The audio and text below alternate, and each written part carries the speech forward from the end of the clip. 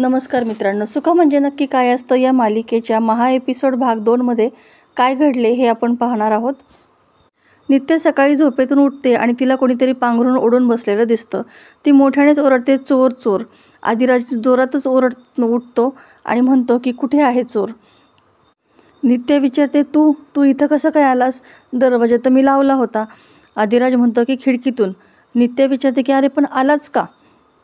आदिराज म्हणतो, अहो तुम्हाला ते सॉरी म्हणायचं होतं ना, 1 अब्जाच्या पुढं काय असतं त्या संख्या मला आठवत नव्हत्या, मग ते विचारण्यासाठी मी तुमच्याकडे आलो होतो, पण तुम्ही झोपलेल्या होत्या, मग तुम्हाला डिस्टर्ब न करता मी इथंच बसून राहिलो.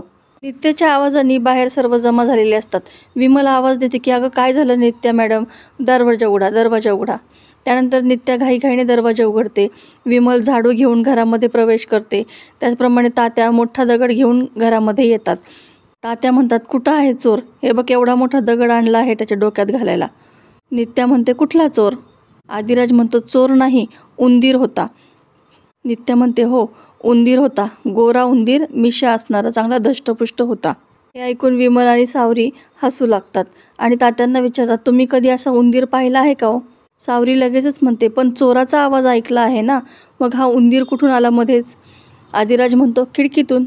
नित्या म्हणते की उंदीर पण चोरीच करतो ना, त्यामुळं तर मी चोर चोर असं ओरडले.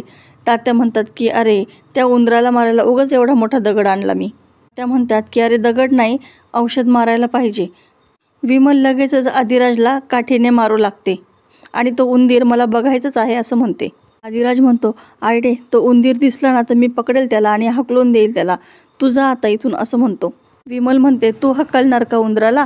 मला तर आता बघायचंच आहे की तो उंदीर कोणता आहे तो. विमल नित्याला म्हणते की आज जन्माष्टमी आहे, आज कृष्णाचा जन्म आहे, आज खूप कामं असतात.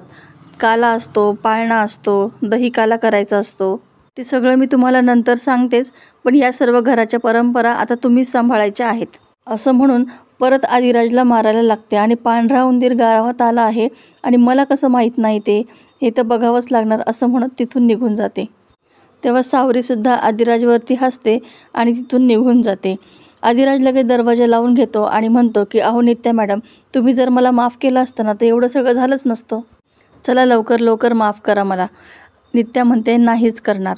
आदिराज म्हणतो की तुम्ही जर मला माफ केलं नाही ना तर तो उंदीर परतसुद्धा येऊ शकतो ना. तर नित्या लगेचच आपल्या हातामधला विळा त्याच्या गळ्याला लावते आणि मी त्याची शिकार करेल असं म्हणते. कळालं का? आदिराज हो म्हणतो. नित्या तिथून बाहेर निघून जाते आणि आदिराज चिडून जातो. इकडे नित्या किचनमध्ये सर्वांसाठी चहा करत असते. नित्या पाहुणीला चहा देते. तेवढ्यात तात्या तिथं येतात आणि म्हणतात की दही आणलं आहे. नित्या ते दही बघून म्हणते की एवढं दही?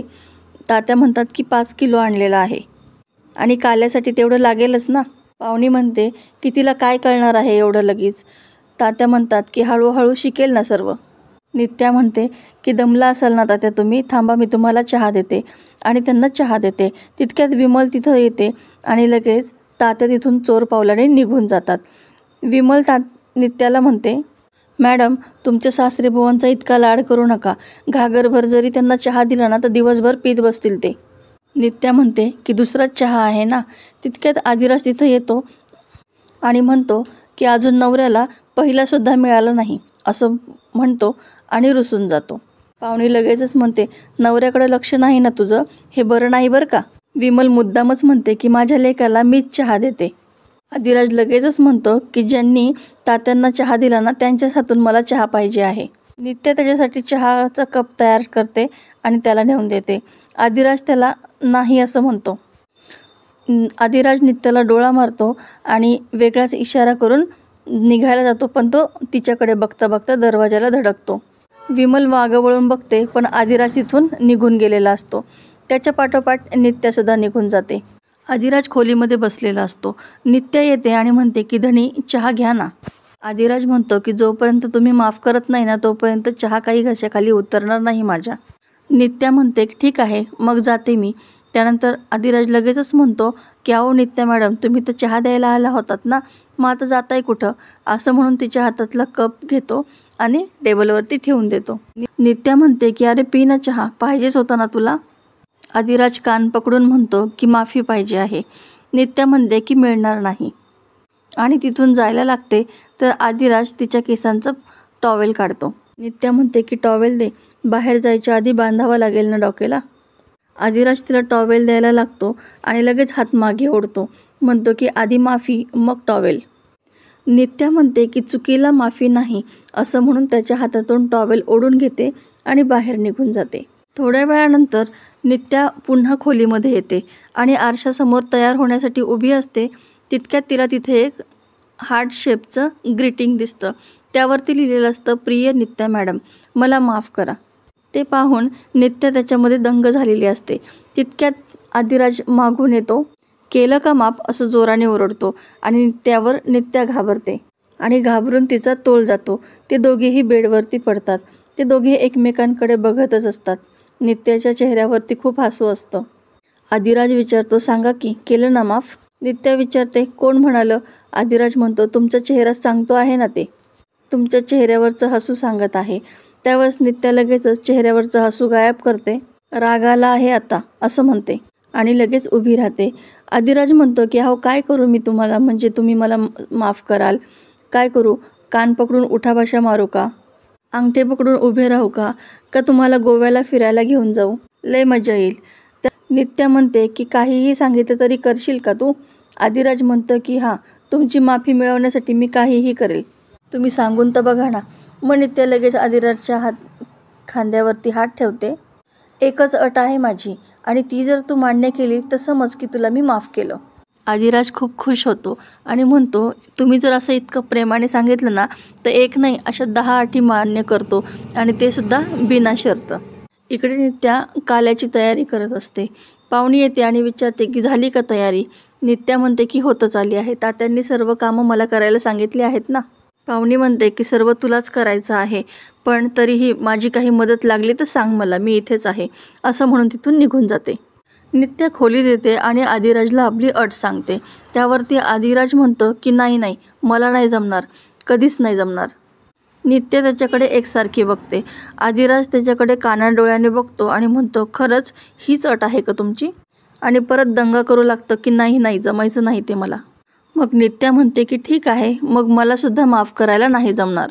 आदिराज म्हणतो, ठीक आहे, तुमचा विचार बदलला की फोन करा मला, तोपर्यंत मी काही तुमच्या समोर येणार नाही असं म्हणून तिथून निघून जातो. नित्या म्हणते की आदिराज, तू कितीसुद्धा नाही म्हण, पण माझ्या प्रेमाखातीर तू माझी ही अट पूर्ण करशीलच, मला विश्वास आहे असं म्हणते. इकडे सर्वजण घराची सजावट करत असतात. इकडे तात्या म्हणतात की हा आदिराज फोन उचलना झाला आहे, कुठे गेलाय कुणास ठाऊक. सावरी म्हणते की अहो त्याचं काहीतरी काम होतं म्हणून तो बाहेर गेला आहे. विमल म्हणते की घरात इथं काल्याची इतकी गडबड असताना याला आता मध्येच काय काम सुचलं. पाहुणी येते आणि म्हणते की मालकीनबाई येणार आहेत ना पूजेला, मग त्यांच्याच हाताने आपण पूजा करूयात असं म्हणते. पण हे ऐकून सर्वांना धक्का बसतो. पाहुणी म्हणते की चालन ना. विमल म्हणते की तसं काहीसुद्धा नाही, पण घरामध्ये नवीन जोडपं असताना आपण त्यांच्या हाताने पूजा केली असते ना. पाहुणी लगेच म्हणते की हां बरोबर आहे तुमचं, पण मी सुद्धा बोलून बसले मालकीनबाईंना की तुम्ही पूजेला या, आपण तुमच्या हाताने पूजा करूयात. पण माझं चुकलं आहे, त्यांना बोलण्याच्या आधी मी तुम्हाला विचारायला हवं होतं. नित्याला म्हणते की सॉरी, मी मुद्दामून नाही केलेलं हे सगळं. नित्या म्हणते की काही हरकत नाही, तू सांगितलं आहेस ना, मग त्यांच्या हातूनच पूजा करूयात आपण, काही हरकत नाही. पाहुणी म्हणते थँक्यू, मला वाचवलं आहेस तू. विमल म्हणते की तुमचा फोन उचलत नाही ना तो, मग आता नित्या मॅडम फोन करतील, बरोबर तो त्यांचा फोन उचलेल. नित्या मॅडम तुम्ही फोन करून बघता का, तुमचा फोन तो नक्की उचलेल. पाहुणी म्हणते की आता पूजेपर्यंत आलं म्हणजे मिळवलं. नित्या म्हणते की म्हणजे काय, त्याला यावंच लागेल. इकडे कृष्ण जन्माची पूजा झालेली असते. सर्व गावकरी देखील घरी आलेले असतात. तितक्यात एक बाई येते. विमल तिला म्हणते की बरं झालं तुम्ही आलात, पूजा आत्ता झालेली आहे, आता फक्त पाळणा हलवायचा आहे, या आतमध्ये असं म्हणून त्यांचं स्वागत करत असते. असेच एकामागोमाग एक गावकरी घरी येत असतात.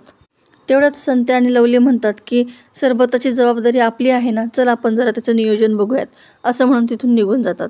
सावरी नित्याकडे येते आणि म्हणते की वहिनी, दादाचा काहीसुद्धा पत्त्या नाही आहे, तुमचं म्हणणं लईच मनाला लावून घेतलं आहे त्याने वाटतं. नित्या म्हणते की काळजी नको करू, तुझा दाद्या येईल लवकर. सावरी म्हणते की तुमच्या तोंडात साखर पडो. इतक्यात पाहुणी सगळ्यांना म्हणते की अहो मालकीनबाई आल्यात. तेव्हा सर्वजण शालिनीकडे धाव घेतात. विमल शालिनीला म्हणते की मालकीनबाई तुम्ही खूप छान दिसत आहात. शालिनी विचारते की नित्या कुठं आहे, असं म्हणून ती आतमध्ये येते. नित्या शालिनीला पहिल्या रूपामध्ये बघून आश्चर्यचकित होते. तिला खूप धक्का बसतो. शालिनी म्हणते की काय घाबरलीस ना, मला घाबरायलाच पाहिजे असं म्हणते. नित्या म्हणते की कंसाने कितीही जीव घेतले तरीसुद्धा कृष्णाचा जन्म काही टाळू शकला नाही.